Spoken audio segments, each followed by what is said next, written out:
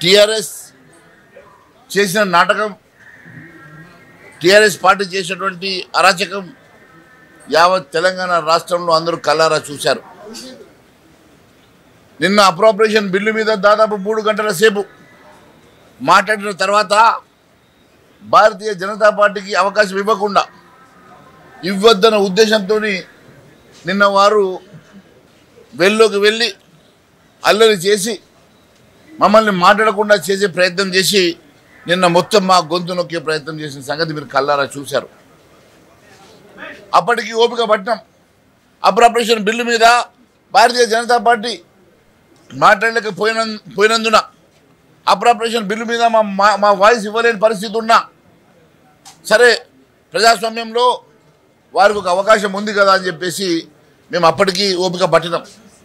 అది ఏదేమైనా నిన్న వారు ఇష్టం లేకుంటే ప్రొటెస్ట్ చేసి వాకౌట్ చేయడమో, లేకుంటే మరి అంశం మీద మైక్ కోసం అడగడమో, లేకుంటే ప్రొటెస్ట్ చేయడమో వారి హక్కు. కానీ వెళ్ళలోకి వెళ్ళి ఇంకా ఇతర ఏ సభ్యులు మాట్లాడకుండా అడ్డుకొని మమ్మల్ని ఇబ్బంది పెట్టే ప్రయత్నం చేసి నిన్న మా అప్రోప్రియేషన్ బిల్లు మా వాయిస్ లేకుండానే అప్రూవ్ అయ్యే పరిస్థితి వచ్చింది. మరి తర్వాత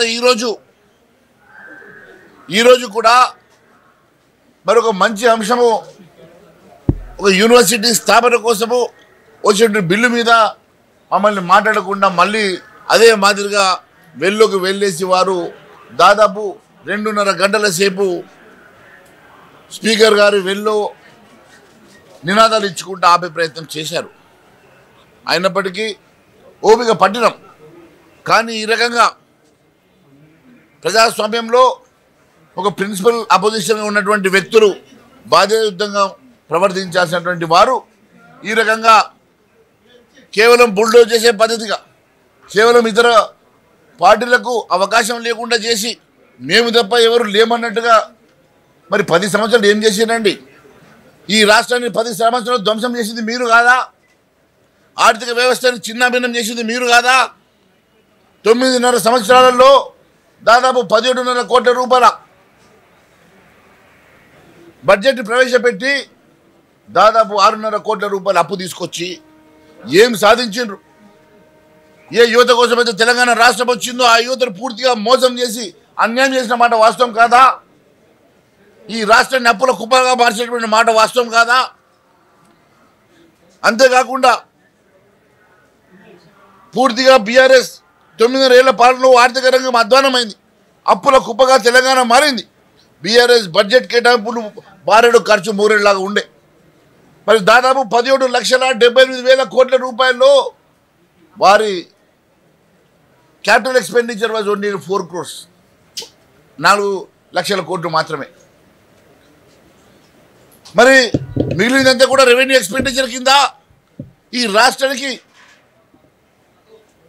ఆస్తుల నిర్మాణం కానీ చేయకుండా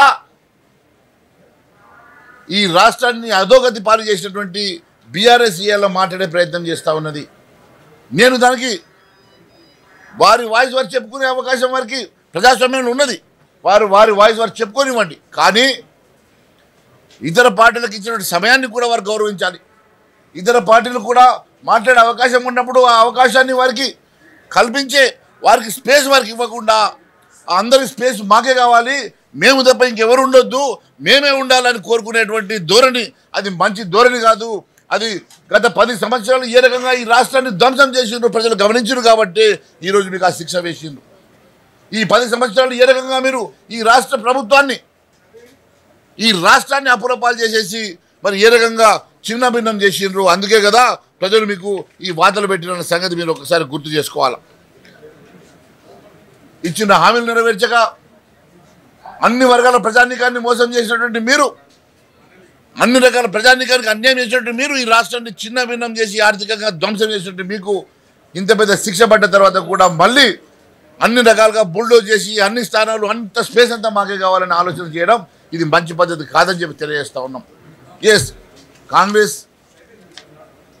గత 7 నెలల్లో చేసినటువంటి అంశాలను కూడా భారతీయ జనతా పార్టీ ఎప్పటికప్పుడు మీ ముందుకు తీసుకొచ్చిన మాట మీకు తెలుసు. కాంగ్రెస్ పార్టీ చేసినటువంటి ఏ అప్రజాస్వామ్య అంశమైన ప్రజల ముందుకు తీసుకొచ్చాం. నిన్న కూడా మాకు ఎన్నో అవకాశాలు ఉంటా మా అవకాశాన్ని మాకు రాకుండా చేశారు బీఆర్ఎస్ వాళ్ళు. కేవలం బీఆర్ఎస్ పార్టీ అందరి స్పేస్ తీసుకొని మేమే ఉండాలని కోరుకుంటే అది మంచి పద్ధతి కాదు. ఎట్టి వాళ్ళ ఆక్రోశం అంతా కూడా మొన్న పార్లమెంట్లో ఈ ప్రభుత్వానికి సమానంగా 8 సీట్లు భారతీయ జనతా పార్టీ గెలిచిన తర్వాత ఒక్క సీటు కూడా గెలవలేదు కాబట్టి వారు పూర్తిగా ఖతమైపోయారు. కాబట్టి భారతీయ జనతా పార్టీ ఈరోజు అపోజిషన్ రోల్ ప్లే చేస్తున్న సందర్భంగా మమ్మల్ని బుల్డో చేసే ప్రయత్నంలో భాగంగానే నిన్న వాళ్ళ స్ట్రాటజీ తీసుకున్నారు. ఏదేమైనా ఎట్టి పరిస్థితుల్లో భారతీయ జనతా పార్టీ ప్రజల పక్షాన నిలబడుతుంది, ప్రజల పక్షాన పోరాటం చేస్తుంది, ప్రజా గొంతుగా నిలబడుతున్న సంగతి మళ్ళీ తెలియజేసుకుంటూ ధన్యవాదాలు తెలియజేస్తా ఉన్నాను. పక్కనే మనం మాట్లాడబోతుంటే పక్కనే వాళ్ళ లొల్లి వాళ్ళు కంప్లీట్గా నినాదాలు చేసుకుంటూ చప్పట్లు కొట్టుకుంటూ అక్కడ అసలు మాట్లాడించే అవకాశం లేని అసలు అట్మాస్ఫియర్ అక్కడ మాట్లాడే అట్మాస్ఫియర్ లేకుండా చేయడం అది చాలా బాధాకరంగా ఉండే. ఏదేమైనా నిన్న మాకు గంటన్నర సమయం అప్రాపరేషన్ బిల్లు మాట్లాడేటువంటి సమయాన్ని వాళ్ళు పూర్తిగా మరి అన్యాయంగా సీజ్ చేసి దాన్ని బుల్డోజ్ చేసి మాకు చాలా బాధగా ఉండే. ఏదేమైనా ఒక అప్రాపరేషన్ బిల్లు మీద మా voice Bharatiya Janata party voice లేకుండా అప్రాపరేషన్ బిల్లు ఇలా అప్రూవ్ అయినందుకు మాకు బాధగా ఉన్నది. కాబట్టి ఈరోజు కూడా నేను వారికి అదే హితవు చెప్పిన, ఇది మంచి పద్ధతి కాదని చెప్పి నేను హితవు చెప్పినా ఇప్పుడు కూడా చెప్తా ఉన్నాను. ఎవరి స్పేస్ వాళ్ళకి ఇవాళ ప్రజాస్వామ్యంలో ప్రజలే దేవతలు, ప్రజలే మాకు నిర్ణయం చేస్తారు. కాబట్టి ప్రజల ముందు మనం నిలబడతాం. ప్రజలు కదా వాస్తవాలు తెలుసుకొని ఇది చేస్తారు. మీరు కేవలం ఇక్కడ బుల్డోజ్ చేసి స్పేస్ తీసుకున్నంత మాత్రమే భారతీయ జనతా పార్టీని మీరు సపరేట్ చేయలేరు, కనుమరుగు చేయలేరు. భారతీయ జనతా పార్టీ ప్రజలు అంతా కూడా భారతీయ జనతా పార్టీ వైపు చూస్తూ ఉన్నారు. మేము ఖచ్చితంగా ప్రజల పక్షాన్ని నిలబడ్డామని తెలియజేస్తా ఉన్నాం.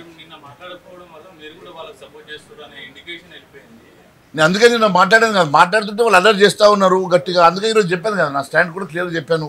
ఈరోజు కూడా వాళ్ళు మీరు ఖచ్చితంగా అయితే ఉంటే వాకౌట్ చేస్తే మీరు వాకౌట్ చేసుకోండి, కానీ హాల్ని స్టాల్ చేయడం మంచిది కాదని చెప్పి నేను కానీ మరి గౌరవ సభ్యులు హరీష్ రావు గారు కానీ గౌరవ సభ్యులు మరి పాయల్ శంకర్ గారు కానీ చాలా స్పష్టంగా చెప్పిన సంగతి కూడా మీకు తెలుసు. Thank you.